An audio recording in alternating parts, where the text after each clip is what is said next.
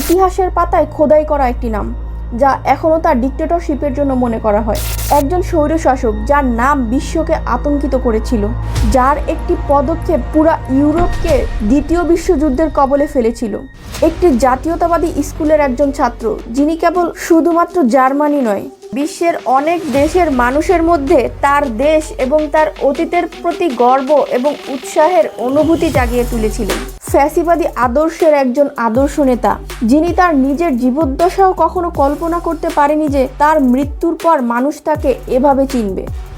কিন্তু যেভাবেই তাকে দেখা হোক না কেন, এই মানুষটি পুরো পৃথিবীকে এমনভাবে বদলে দিয়েছিল যেভাবে খুব কম মানুষই পেরেছে।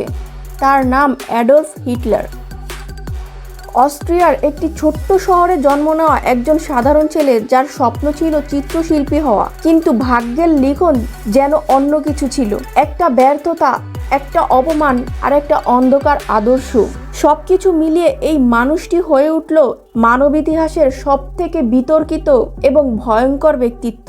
একটা জাতিকে সে এমনভাবে প্রভাবিত করেছিল যে কোটি কোটি মানুষ তাকে ঈশ্বরের মতো শ্রদ্ধা করত, আর অন্যদিকে আরেক কোটি মানুষ তার নাম শুনলেই ভয়ে কাঁপত। একটা দেশকে, একটা জাতিকে, এমনকি পুরো পৃথিবীকে সে টেনে নিয়ে গিয়েছিল ধ্বংসের মুখে।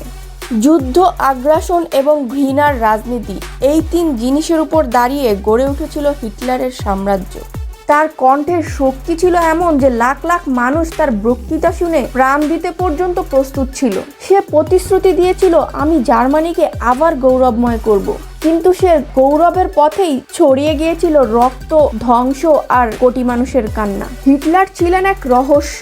তার চোখের দৃঢ়তা, তার কণ্ঠের গর্জন আর তার মানসিক অস্থিরতা, সব মিলিয়ে তাকে বোঝা প্রায় অসম্ভব। সে ছিল একাধারে একজন প্রখর রাজনীতিবিদ, আবার একজন স্বপ্নদ্রষ্টা। তার চিন্তা, তার পরিকল্পনা আর তার উন্মাদনা একটা সময় গোটা পৃথিবীকেই আগুন জ্বালিয়ে দিয়েছিল।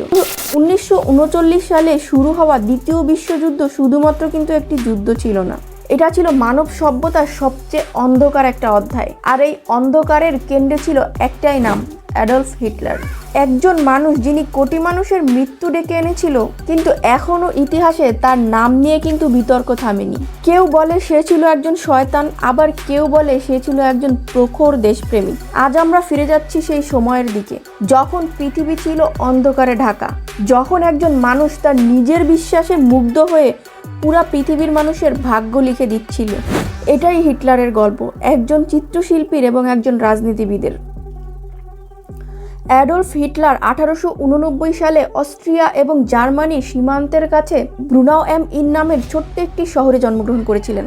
তার বাবা ছিলেন একজন কাস্টম অফিসার এবং তার মা ছিলেন খুবই মৃদুভাষী এবং স্নেহশীল একজন মানুষ। কিন্তু ছোটবেলা থেকেই হিটলারের মেজাজ তার বাবার থেকে সম্পূর্ণ আলাদা টাইপের ছিল। 1908 সালে হিটলারের মা মারা যাবার পর হিটলার ঠিক করে তিনি আসলে চিত্রকলায় তার ক্যারিয়ার গড়বেন, এবং সে ব্রুনাউ শহর থেকে ভিয়েনা চলে আসেন এবং ভিয়েনার একটি আর্ট স্কুলে সে পরপর 2 বার অ্যাডমিশন টেস্ট দেন। বাট ওই আর্ট স্কুলে ভর্তি হওয়ার জন্য হিটলার 2 বারই রিজেক্টেড হয়েছিলেন। এবং আপনারা জানেন যে হিটলার কিন্তু তার জীবদ্দশায় 60 লাখ ইহুদিকে হত্যা করেছিল। হিটলারের এই ইহুদি বিদ্বেষটা কিন্তু শুরু হয়েছিল ঠিক এইখান থেকেই। হিটলার যখন আর্ট স্কুলে অ্যাডমিশন টেস্ট দিয়েছিল, তখন ওই আর্ট স্কুলের কমিটি থেকে শুরু করে পুরো শিক্ষক বৃন্দ বেশিরভাগই ছিল ইহুদি, এবং হিটলার মনে করে যে ইহুদিদের কারণেই তিনি আর্ট স্কুলে ভর্তি হতে পারেনি। তারপর থেকেই হিটলার মূলত গরিবভাবে তার জীবনযাপন পরিচালনা করতে থাকে এবং রাস্তায় পোস্ট কার্ড বিক্রি করে তার জীবিকা চালাতে থাকে। আর রাতের বেলায় তিনি রাজনৈতিক বক্তৃতা শুনে নিজের চিন্তা গড়ে তুলতে থাকে। ভিয়েনাতে থাকাকালীন সময়ে হিটলার দেখতে পারেন যে ভিয়েনা এবং তথা জার্মানি, পুরা ইউরোপ দেশে ইহুদিরা তাদের প্রভাবকে এমনভাবে বিস্তার করতেছিল, যার কারণে হিটলারের মতন যারা অ্যাকচুয়াল জার্মানি ছিল, তারা অনেক চাকরির ক্ষেত্রে এবং দেখা যায় নিজের ক্যারিয়ার সেট আপ করতে, পাশাপাশি দারিদ্রতায় জর্জরিত ছিল। ওই সময়টাতে পুরা জার্মানি তথা পুরা ইউরোপেই ইহুদিদের অবাধ বিচরণ ছিল, এবং দেখা যেত কি বেশিরভাগ সময়ই কোনো সংবাদপত্র বা কোনো বড় ধরনের বিজনেস প্রতিষ্ঠান থেকে শুরু করে আরো যত ধরনের কারখানা প্রতিষ্ঠান ছিল, বেশিরভাগ কোম্পানির মালিকই ছিল মূলত তৎকালীন ইহুদিরা। সো যেহেতু সে আর্ট স্কুলে ভর্তি হতে পারেনি, তাই 1913 সালে হিটলার ভিয়েনা ছেড়ে জার্মানির মিউনিখে চলে আসেন এবং তিনি সেনাবাহিনীতে স্বেচ্ছাসেবক হিসেবে কাজ করার জন্য আবেদন করতে থাকেন। 1914 সালে যখন প্রথম বিশ্বযুদ্ধ শুরু হয়, তখন হিটলারের বয়স ছিল মাত্র 25 বছর এবং সে জার্মানির সেনাবাহিনীতে চান্স পেয়ে যায়। যেহেতু 1914 সালে প্রথম বিশ্বযুদ্ধ শুরু হয়েছিল, ওই সময়টাতেই জার্মানি তথা ইউরোপের বেশিরভাগ দেশগুলোই তাদের সেনাবাহিনী এবং যত সামরিক বাহিনী ছিল সবাইকেই কিন্তু তারা যুদ্ধে অংশগ্রহণ করিয়েছিল। যুদ্ধের মাঠে হিটলার খুব সাহসিকতার পরিচয় দিয়েছিল এবং দুবার আহত হয়েছিল। 1914 সাল থেকে 1918 সাল পর্যন্ত টোটাল 4 বছর এই যুদ্ধ হয়েছিল, বাট এই যুদ্ধে কিন্তু জার্মানি হেরেছিল এবং 1918 সালের শেষের দিকে ইউরোপের প্রায় বেশিরভাগ দেশই হেরে যাচ্ছিল। সো আপনারা যদি এই প্রথম বিশ্বযুদ্ধ নিয়ে যদি আরেকটি ভিডিও পেতে চান, তাহলে অবশ্যই কমেন্ট করে জানাবেন। আমি এই প্রথম বিশ্বযুদ্ধ নিয়ে আরেকটি ভিডিও বানানোর চেষ্টা করব। প্রথম বিশ্বযুদ্ধে জার্মানি হেরে যাওয়ার পর মিত্র শক্তির যে দেশগুলো আছে, তারা কিন্তু সবাই জানতো যে জার্মানি হচ্ছে ইউরোপের তখনকার এবং এখনকারও বর্তমানেরও সবচেয়ে শক্তিশালী একটি দেশ। ইউরোপের মধ্যে যদি কোনো শক্তিশালী দেশ থাকে তাহলে সেটা কিন্তু জার্মানি, আপনারা গুগল করলে জানতে পারবেন। তো মিত্র দেশগুলো কিন্তু জানতো জার্মানি কিন্তু আবার সুযোগ পেলেই প্রতিশোধ নেওয়ার চেষ্টা করবে, তাই তারা একটি চুক্তি করে যেটার নাম হচ্ছে ভার্সাই চুক্তি। 1919 সালের 28 জুন ফ্রান্সের ভার্সাই প্রাসাদে মিত্রশক্তি এবং জার্মানি প্রতিনিধিরা এই চুক্তিতে স্বাক্ষর করে, যেই চুক্তিকে পরবর্তীতে ট্রিটি অফ ভার্সাই নামে অভিহিত করা হয়। আচ্ছা, এই চুক্তির কথা আমরা কেন বলছি? এই চুক্তির কথা বলার পিছনে কিন্তু খুবই গুরুত্বপূর্ণ একটা কারণ আছে, কারণ পরবর্তীতে দেখা যায় যে এই চুক্তির কারণেই আস্তে আস্তে দ্বিতীয় বিশ্বযুদ্ধ সংগঠিত হয়েছিল। এই চুক্তিতে কিন্তু অনেকগুলো শর্ত জার্মানির উপরে চাপিয়ে দেওয়া হয়। যেহেতু জার্মানি প্রথম বিশ্বযুদ্ধে পরাজিত হয়েছিল, তাই মিত্রশক্তির দেশগুলো এই বিশ্বযুদ্ধের জন্য পুরো দোষটাই জার্মানিকে দিয়ে দিয়েছিল এবং এই চুক্তির যে প্রধান কয়েকটি কারণ, সেগুলোর মধ্যে জার্মানি তার সেনাবাহিনী বাড়াতে পারবে না, অর্থাৎ 1 লাখের উপরে তার সেনাবাহিনী সে ইনক্রিজ করতে পারবে না এবং জার্মানির নৌবাহিনী ছোট করে ফেলতে হবে এবং এই প্রথম বিশ্বযুদ্ধে যত পরিমাণ ক্ষয়ক্ষতি হয়েছিল তার সব ক্ষতিপূরণই জার্মানিকে পরিশোধ করতে হবে এবং জার্মানি আফ্রিকা এবং প্রশান্ত মহাসাগরের অনেকগুলো উপনিবেশই কিন্তু জার্মানির দখলে ছিল। সেই উপনিবেশগুলো থেকেও জার্মানির দখল দায়িত্ব সরিয়ে ফেলতে হবে। সো যথাযথভাবেই জার্মানি কিন্তু এটা মেনে নিতে পারেনি এবং যেহেতু এই যুদ্ধের পুরো অর্থনৈতিক দায়ভারটাই জার্মানিকে বহন করতে হচ্ছিল, তার কিছুদিন পরই দেখা গেছিল যে জার্মানে অর্থনৈতিক মন্দা শুরু হয়ে যায় এবং জার্মানে বেকারত্বের পরিমাণ বেড়ে যায় এবং মানুষ আস্তে আস্তে হতাশ হতে থাকে। এর পাশাপাশি যুদ্ধের পরাজয়টাও কিন্তু হিটলারের মনে এক গভীর ক্ষত সৃষ্টি করে। সে বিশ্বাস করে যে জার্মানরা হেরেছে তার মাত্র একটাই কারণ, সেটা হলো জার্মানি নিজেদের দেশের মধ্যে বিশ্বাসঘাতকরা ছিল। এই বিশ্বাসঘাতক তিনি কিন্তু শুধুমাত্র এই ইহুদিদেরকেই বলতেন, কারণ যখন প্রথম বিশ্বযুদ্ধ সংগঠিত হয়েছিল তখন জার্মানের ইন্টারনাল রাজনৈতিক অবস্থাও কিন্তু খুব বেশি একটা ভালো ছিল না।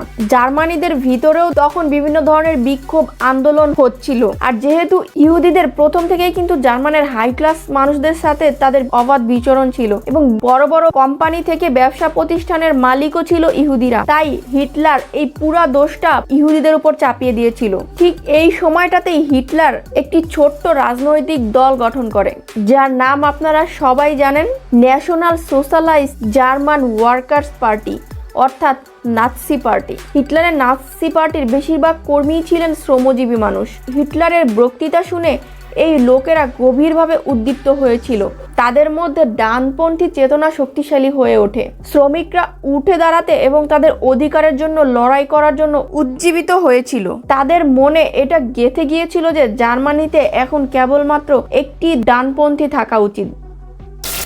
ইউরোপের সবচেয়ে শক্তিশালী এবং ডানপন্থী দল নাৎসি পার্টি তাদের শক্তি অর্জন করা শুরু করে। হিটলারের বক্তৃতায় লক্ষ লক্ষ স্থানীয় সরকারকে উৎখাত করা হয়। মূলত হিটলারের বক্তৃতা থেকে স্পষ্ট ছিল যে তিনি মূলত ডিক্টেটরশিপের দিকে এগিয়ে যাচ্ছেন এবং যার ফলশ্রুতিতে দেখা যায় 1923 সালের দিকে হিটলার একটি অভ্যুত্থানের চেষ্টা করে, যেটা তখন ব্যর্থ হয়েছিল এবং যার ফলশ্রুতিতে হিটলারকে কিন্তু জেলে যেতে হয়েছিল। বাট হিটলারের রাজনৈতিক অবস্থান এতটাই শক্তিশালী ছিল যে 5 বছর কারাদণ্ডের পরিবর্তে হিটলার মাত্র 9 মাসেই জেল থেকে বেরিয়ে এসেছিলেন। এবং পাশাপাশি কারাগারে থাকাকালীন তিনি অনেকগুলো বই লিখেছিলেন, যার মধ্যে মেইন ক্যাম্প হচ্ছে প্রধান, যেটার মধ্যে তিনি তার নিজের জীবনের কাহিনী পাশাপাশি তার নীতি নির্ধারণ তিনি উল্লেখ করেছিলেন।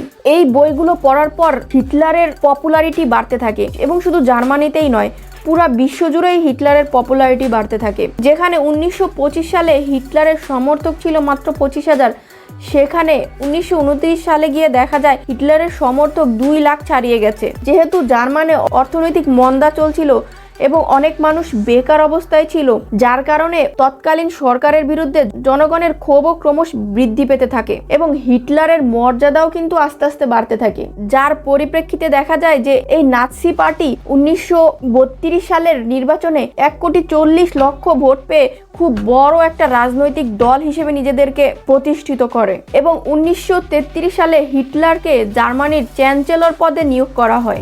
এরপরই শুরু হয় ইতিহাসের সবচেয়ে ভয়ঙ্করতম অধ্যায়। সে নাৎসি বাহিনীর প্রধান, পাশাপাশি সে জার্মানির চ্যান্সেলর হওয়ার পরপরই তার বিরোধীদের দমন করতে থাকে। মিডিয়া, শিক্ষা, শিল্প, মূলত সবকিছুই কিন্তু তার নিয়ন্ত্রণে ছিল।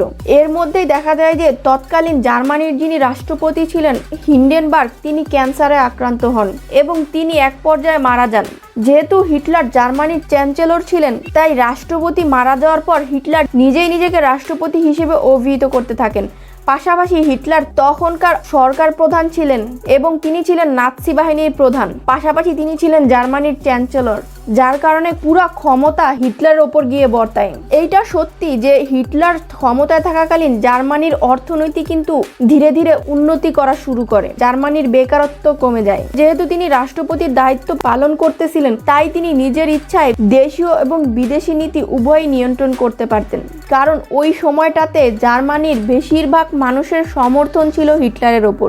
সাধারণ মানুষ হিটলারকে পাগলের মতো বিশ্বাস করত এবং ভালোবাসত। আপনারা সবাই জানেন যে ইহুদিরা কিন্তু যখন যেই অঞ্চলে যায় তখন সেই অঞ্চলই তাদের দখলে নিতে থাকে। ওই সময়টাতে ইউরোপেও কিন্তু ইহুদিরা ঠিক সেম কাজটাই করতেছিল। যেহেতু হিটলার ছিল একজন কট্টর জাতীয়তাবাদী এবং বর্ণবাদী একজন মানুষ এবং প্রথম বিশ্বযুদ্ধের সময় যেহেতু দেশে অনেক বিশৃঙ্খলা হয়েছিল, পাশাপাশি ওই সময়টাতে ইহুদিরা জার্মানির তথা ইউরোপের অর্থনীতিতে নিজেদের প্রভাব বিস্তার করে রেখেছিল, তাই ওই প্রথম বিশ্বযুদ্ধের পরাজয়টা হিটলার পুরাটাই ইহুদিদের ওপর চাপিয়ে দিয়েছিল। পাশাপাশি শুধু জার্মানি এবং হিটলারই না, পুরা ইউরোপ জুড়েই কিন্তু ইহুদিদেরকে বিভিন্ন ধরনের অত্যাচার এবং নির্যাতন করত।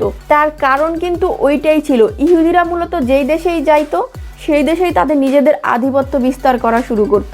আপনারা কিন্তু এটাও জানেন যে ইহুদিদের কিন্তু মূলত কোনো দেশই ছিল না, তারা সবসময় বিভিন্ন দেশে গিয়ে গিয়ে আশ্রিতা হিসেবে থেকেছে এবং হিটলার প্রকাশ্যেই কিন্তু বলেছিলেন যে একটা হলো আর্যদের বিজয়, আর্য অর্থাৎ জার্মানিরা, আর যদি সেটা না হয় তাহলে ইহুদিরাই জার্মানিদের ওপর যুদ্ধ ঘোষণা করে ইহুদিরাই বিজয় লাভ করবে। এবং তিনি বলেছিলেন যে কেবলমাত্র এইটাই সম্ভব যে এই দেশে হয়তোবা আর্যরা থাকবে অর্থাৎ জার্মানিরা থাকবে, না হয় ইহুদিরা থাকবে।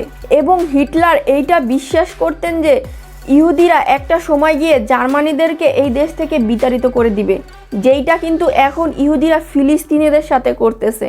আমার মনে হয় যদি হিটলার এই ইহুদিদেরকে না মেরে ফেলতো, হয়তোবা ইহুদিরা সেই একই কাজটা জার্মানি তথা ইউরোপিয়ানদের সাথে করত।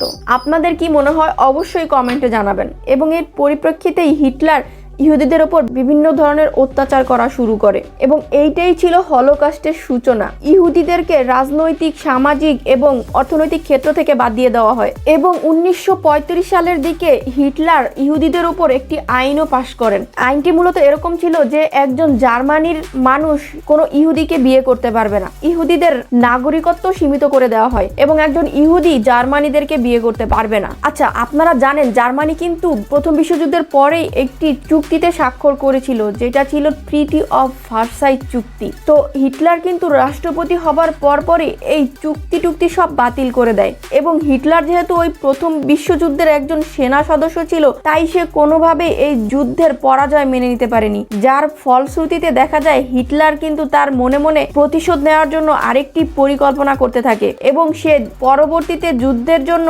নিজেদেরকে অর্থনৈতিকভাবে সমৃদ্ধ করতে থাকে, পাশাপাশি সেনাবাহিনী এবং অস্ত্রের দিক থেকে নিজেদেরকে সমৃদ্ধ করতে থাকে এবং আস্তে আস্তে সে ইউরোপের এবং তার দেশের কাছাকাছি যে ছোটোখাটো দেশগুলো ছিল ওই দেশগুলো আস্তে আস্তে ছোট ছোট যুদ্ধ করে দখল করতে থাকে। সবচেয়ে বড় ঘটনাটা ঘটে 1938 সালের দিকে। 1938 সালের 7ই নভেম্বর প্যারিসে জার্মানের রাষ্ট্রদূত আর্নস্ট ভমরাতকে গুলি করে হত্যা করা হয়। আর এই গুলি করেছিল একজন ইহুদি।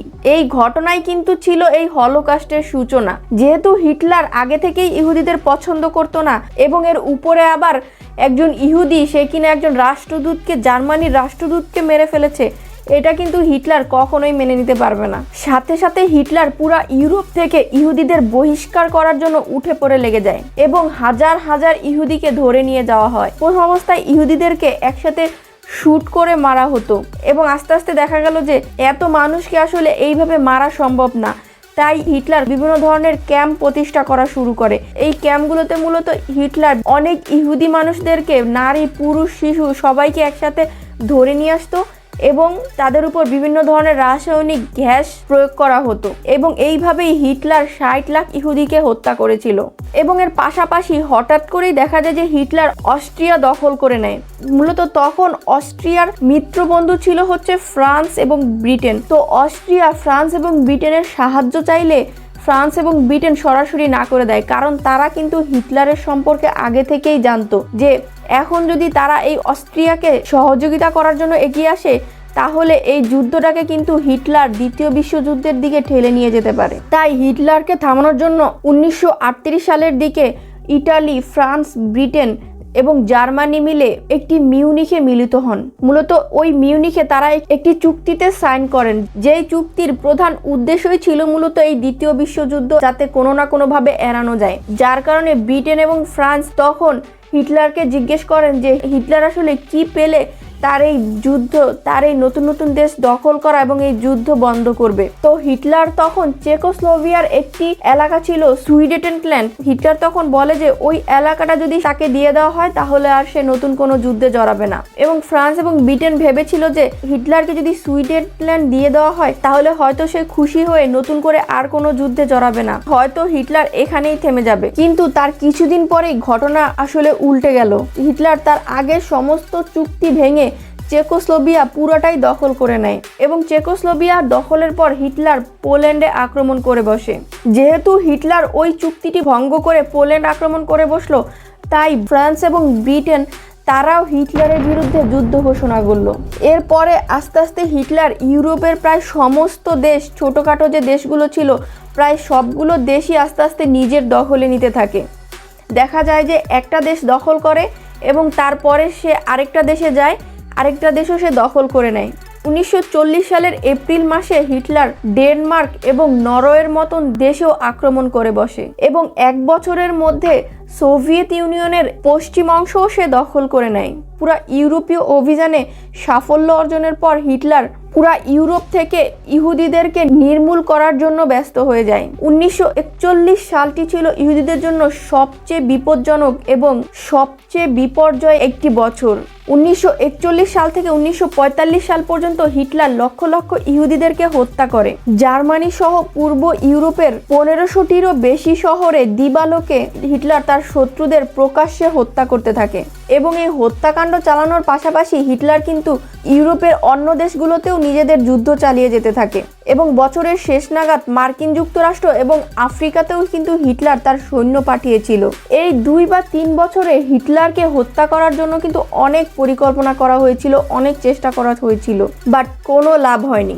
1944 সালের জুলাই মাসেও হিটলারকে মারার একটি পরিকল্পনা করা হয়, বাট হিটলার আগে থেকেই এই পরিকল্পনাটি জেনে যাওয়ার কারণে হিটলার এ যাত্রাও কিন্তু বেঁচে গিয়েছিলেন। যেহেতু হিটলার একসাথে অনেকগুলো দেশে যুদ্ধ চালিয়ে যাচ্ছিল, যার কারণে হিটলারের অর্থনৈতিক অবস্থাও কিন্তু ভেঙে পড়েছিল এবং এর পাশাপাশি হিটলারের সৈন্য সামন্তও কিন্তু কমে যাচ্ছিল, কারণ যুদ্ধক্ষেত্রে দেখা গিয়েছিল অনেক জায়গায় অনেক সৈনিক মারা যাচ্ছিল এবং পাশাপাশি এবং বিভিন্ন কারণে তারা আহত হয়ে যাচ্ছিল, যার কারণে হিটলারের সৈন্যবাহিনীও আস্তে আস্তে কমতে থাকে এবং হিটলারকে থামানোর জন্য মার্কিন যুক্তরাষ্ট্র সহ সোভিয়েত ইউনিয়ন, পাশাপাশি ফ্রান্স, ব্রিটেন সহ সব দেশগুলোই কিন্তু আস্তে আস্তে আগাতে থাকে। একটা সময় গিয়ে দেখা গেল যে সোভিয়েত ইউনিয়নের রেড আর্মি এবং মার্কিন যুক্তরাষ্ট্রের আর্মিরাও একসাথে জার্মানের উপরে অ্যাটাক করে বসলো এবং পুরা জার্মানকে তারা একেবারে ঘেরাও করে ফেললো। ওই সময়টাতে হিটলার একটি বাংকারে চলে যায় এবং ওই বাংকার থেকেই তার সেনাবাহিনীদেরকে তিনি বিভিন্ন ধরনের নির্দেশনা দিতে থাকে। বাট তার নির্দেশনা কিন্তু বাস্তবে কোনো কাজই করতেছিল না, কারণ পৃথিবীর মোটামুটি অনেক দেশই জার্মানিকে একসাথে ঘেরাও করে ফেলেছিল। একটা পর্যায়ে গিয়ে দেখা যায় যে রেড আর্মিরা বার্লিনের কেন্দ্রে পৌঁছে যায় এবং হিটলার বুঝতে পারেন যে জার্মানির পরাজয় বুঝি খুবই নিকটে। এটা বুঝতে পেরেই হিটলার 1945 সালের 30শে এপ্রিল হিটলার এবং তার স্ত্রী ইভা ব্রাউন একসাথে সায়ানাইড গ্রহণ করে আত্মহত্যা করেন এবং সায়ানাইড ক্যাপসুল গ্রহণ করার পরও হিটলার নিজের মাথায় নিজেই গুলি করেন এবং হিটলারের প্রিয় একটি কুকুর ছিল, ওই কুকুরটিকেও হিটলার মেরে ফেলেন। এইভাবেই মূলত শেষ হয় বিশ্ব ইতিহাসের সবচেয়ে নির্মম স্বৈরশাসক এবং জার্মান পিতা অ্যাডলফ হিটলারের জীবন কাহিনী। যারা শেষ পর্যন্ত আমার এই ভিডিওটি দেখেছেন তাদেরকে অসংখ্য ধন্যবাদ জানাচ্ছি এবং আপনাদের যদি এই টাইপের ভিডিও ভালো লাগে তাহলে অবশ্যই কমেন্টে জানাবেন এবং সাবস্ক্রাইব করতে ভুলবেন না। Thank you so much. Tata.